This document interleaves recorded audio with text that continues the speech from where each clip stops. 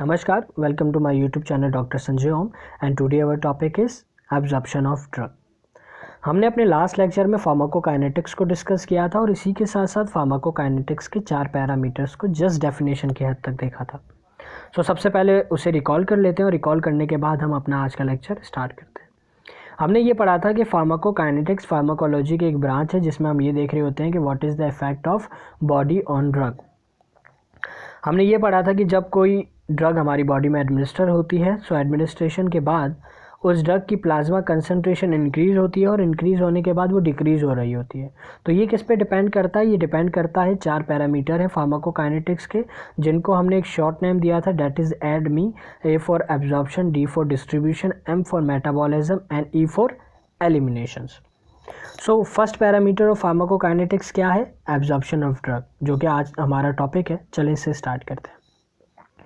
जब किसी पेशेंट के अंदर ड्रग एडमिनिस्टर कर दी जाती है, एडमिनिस्ट्रेशन के बाद वो ड्रग उस साइट ऑफ एडमिनिस्ट्रेशन से एब्जॉर्ब होती है और एब्जॉर्ब होने के बाद वो ब्लड स्ट्रीम में जाती है। तो किस अमाउंट में और किस स्पीड से वो ड्रग एब्जॉर्ब होती है, ये डिपेंड करता है 3 प्रॉपर्टीज़ पर। नंबर 1 प्रॉपर्टी ये होती है कि जिस जगह से, जिस पार्ट से वो ड्रग एब्जॉर्ब हुई है, उस रीजन का एनवायरनमेंट कैसा है। नंबर 2, केमिकल करेक्टरिस्टिक्स क्या हैं उस ड्रग की। एंड नंबर 3, जो कि बहुत ज़्यादा मोस्ट इम्पॉर्टेंट है, रूट ऑफ एडमिनिस्ट्रेशन, क्योंकि रूट ऑफ एडमिनिस्ट्रेशन जो है वो इन्फ्लुएंसेस करता है बायो अवेलेबिलिटी को। बायो अवेलेबिलिटी को हम अपने नेक्स्ट लेक्चर में जो है मज़ीद डिटेल के साथ डिस्कस करेंगे, लेकिन इन शॉर्ट में जस्ट ये बता दूं कि जब कोई ड्रग हम एडमिनिस्टर करते हैं, एडमिनिस्टर करने के बाद वो ड्रग हमारे ब्लड स्ट्रीम में कितनी पहुंचती है, ठीक है, वो हमारी बेसिकली बायो अवेलेबिलिटी होती है। इन शॉर्ट अगर एक और की पॉइंट मैं आपको बताऊं, वो ये कि जितने भी रूट्स ऑफ ड्रग एडमिनिस्ट्रेशन हमने अपने लास्ट लेक्चर्स से पहले वाले लेक्चर्स में पढ़े थे, उसमें हमने ये पढ़ा था कि तमाम रूट ऑफ एडमिनिस्ट्रेशन की अपनी बायो अवेलेबिलिटी होती है। और रूट ऑफ एडमिनिस्ट्रेशन में आईवी जो रूट है उसके अंदर एक वाहिद रूट है जिसमें बायो अवेलेबिलिटी 100% होती है। मतलब ये कि जो ड्रग हमने जितनी अमाउंट में ली है वो ऑलमोस्ट उतनी अमाउंट में हमारे ब्लड में पहुंचती है, लेकिन जो बाकी रूट ऑफ एडमिनिस्ट्रेशन है उनमें ऐसा नहीं होता और वो ड्रग जो है वो या तो 50% या तो 70% जो है हमारे ड्रग जो है हमारे ब्लड में एब्जॉर्ब हो रही होती है या फिर पहुंचती है। तो क्या होता है कि बाकी रूट्स में पार्शियल एब्जॉर्प्शन होती है और पार्शियल एब्जॉर्प्शन की वजह से बायो अवेलेबिलिटी कम हो जाती है। We will discuss the following parameters in our pharmacokinetic series today. Number 1 parameter is mechanism of absorption of drug. Number 2 is factor influencing absorption. Number 3 is bioavailability, जो कि मैंने कहा है कि हम मज़ीद इसके ऊपर मैं एक अलग से लेक्चर बनाऊंगा जो कि आप ज़रूर देखिएगा। And number D is bioequivalence and other type of equivalence. In this lecture we will only discuss about the mechanism of absorption of drugs. वो कौन सा मैकेनिज़्म है जो कि हमारे ड्रग की एब्जॉर्प्शन पे डिपेंड करते हैं या फिर क्या क्या मैकेनिज़्म है।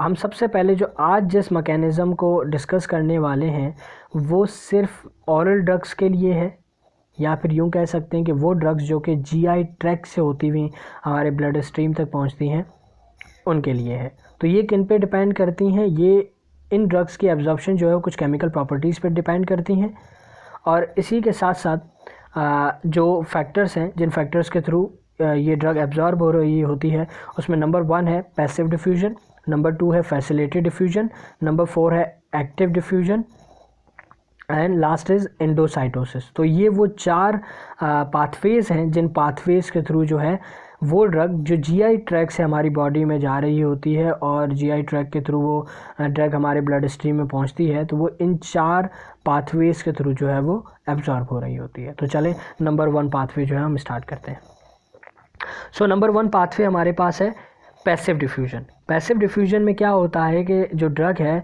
वो हायर कंसंट्रेशन से लोअर कंसंट्रेशन की तरफ जो है वो ट्रैवल करती है या फिर एब्जॉर्ब हो रही होती है। और इस डिफ्यूजन के अंदर जो है हमें किसी भी कैरियर की ज़रूरत नहीं होती। कैरियर का मतलब ये कि किसी भी एजेंट की ज़रूरत नहीं होती, ये जो है वो डायरेक्ट जो है मूव हो रही होती है। अगर आप इस डायग्राम में देखें तो इस डायग्राम में 2 प्रोसेसेस डिफाइंड है। नंबर 1 ये वाला प्रोसेस एंड नंबर 2 ये वाला प्रोसेस। अब हो क्या रहा होता है, हमारे पास दो तरह की ड्रग्स होती हैं। एक ड्रग वो होती हैं जो कि वाटर सॉल्युबल होती हैं, ठीक है, और सेकंड ड्रग कौन सी होती है, जो कि लिपिड सॉल्युबल होती है। जो वाटर सॉल्युबल ड्रग होती है वो ड्रग, आप अगर इस डायग्राम को देखें तो ये हमारे पास सेल मेम्ब्रेन है। सेल मेम्ब्रेन के अंदर कुछ पोर्स मौजूद होते हैं या कुछ चैनल्स मौजूद होते हैं जो कि वाटर सॉल्युबल ड्रग को जो है वो पास करने में या फिर मूव करने में हेल्प कर रहे होते हैं। वो ड्रग जो कि वाटर सॉल्युबल हैं, वो ड्रग पैसिव डिफ्यूजन के थ्रू उन चैनल्स या उन पोर्स के थ्रू जो है वो इजीली एब्जॉर्ब हो जाती हैं। और इसी के साथ साथ अगर हम देखें लिपिड सॉल्युबल ड्रग्स को, तो लिपिड सॉल्युबल ड्रग्स जो हैं वो डायरेक्ट ही इस सेल मेम्ब्रेन से जो है वो पास हो जाती हैं। क्यों पास हो जाती हैं, क्योंकि हमारी जो मेम्ब्रेन है वो लिपिड बाइलेयर है, ठीक है। नंबर 2 है वो हमारे पास फैसिलिटेटेड डिफ्यूजन है। फैसिलिटेटेड डिफ्यूजन में ड्रग्स इंटर होती हैं हमारे सेल के अंदर या फिर एब्जॉर्ब होती हैं एक special transmembrane carrier protein के थ्रू, जो कि क्या करता है कि लार्ज मॉलिक्यूल्स को पास कर रहा होता है। और इस प्रोसेस के अंदर भी हमें एनर्जी की रिक्वायरमेंट नहीं होती। ये प्रोसेस भी डायरेक्ट हो रहा होता है from higher concentration to lower concentration. अगर आप इस डायग्राम को देखें तो इस डायग्राम में ये हमारी लेयर है, डेट इज़ सेल मेम्ब्रेन, और सेल मेम्ब्रेन के अंदर कुछ ट्रांसपोर्टर मौजूद हैं जो कि ग्रीन कलर के हैं, ठीक है, या फिर इनको आप एजेंट्स कह सकते हैं। तो ये एजेंट्स क्या कर रहे होते हैं कि ये ड्रग के मॉलिक्यूल हैं, इन ड्रग के मॉलिक्यूल को जो है वो इस मेम्ब्रेन से जो है वो पास कर रहे हैं। तो हमें यहाँ पे क्या चाहिए होता है, फैसिलिटेटेड डिफ्यूजन में एनर्जी रिक्वायर नहीं होती, लेकिन ये जो है स्पेशल इनके पास ट्रांसपोर्टर होते हैं या फिर कैरियर प्रोटीन्स होते हैं जो कि इन ड्रग्स को जो है वो पास कर रहे होते हैं इस मेम्ब्रेन के थ्रू। तो ये सेकंड टाइप है जिसमें ब्लड जो ड्रग है वो हमारी एब्जॉर्ब होती है सेल मेम्ब्रेन के थ्रू।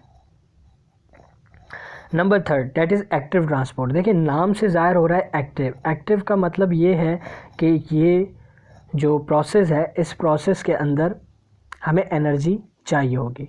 ड्रग जो है वो यहाँ पर भी स्पेशल टाइप के प्रोटीन्स होते हैं मेम्ब्रेन के अंदर जो कि ड्रग को जो है वो एब्जॉर्ब कर रहे होते हैं। और ये एक्टिव ट्रांसपोर्ट है, इसके अंदर हमें एनर्जी चाहिए होती है। और एनर्जी हमें कैसे मिलती है, एटीपी की फॉर्म में मिलती है, और ये एटीपी जो है वो हाइड्रोलाइसिस हो रहे होते हैं। अगर इसी की डायग्राम को हम देखें तो आप देखें कि ये हमारे पास मेम्ब्रेन मौजूद है और इस मेम्ब्रेन के अंदर ये हमारे पास ड्रग ट्रांसपोर्टर है। बट ये ड्रग ट्रांसपोर्टर कब काम करते हैं, जब हम इन्हें एनर्जी देते हैं। और एनर्जी किस फॉर्म में देते हैं, एटीपी की फॉर्म में देते हैं। तो ये एटीपी आता है और एटीपी आने के बाद वो कन्वर्ट होता है एडीपी में, और एडीपी में कन्वर्ट होने के बाद वो जो ट्रांसपोर्टर है, वो ट्रांसपोर्टर वो ड्रग जो कि बाहर सेल के बाहर मौजूद है उसे सेल के अंदर एब्जॉर्ब कर देती हैं।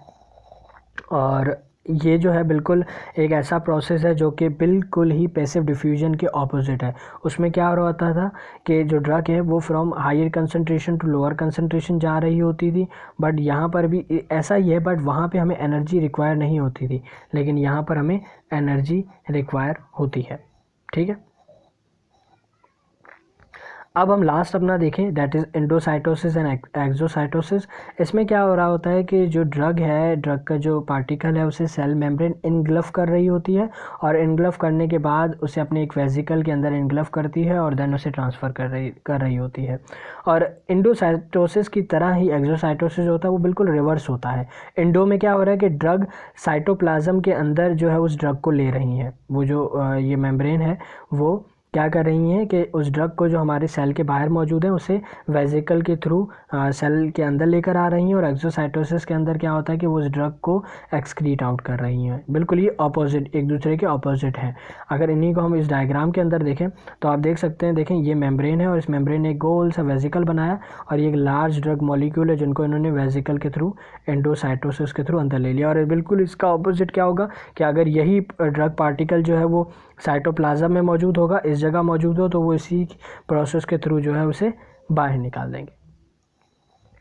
और at last thank you so much for watching my video. और कोई भी कमेंट हो तो आप मेरे व्हाट्सएप नंबर पे भी मुझे अपनी क्यूरी सेंड कर सकते हैं, और मेरे फेसबुक पेज को भी लाइक करें, सब्सक्राइब करें, मेरे यूट्यूब चैनल को लाइक करें अगर आपको मेरी वीडियो पसंद आई है, और अपने दोस्तों के साथ भी शेयर करें। इसी के साथ साथ कमेंट करना ना भूलिएगा ताकि मैं अपने क्वालिटी ऑफ लेक्चर को जो है इम्प्रूव कर सकूं। Thank you.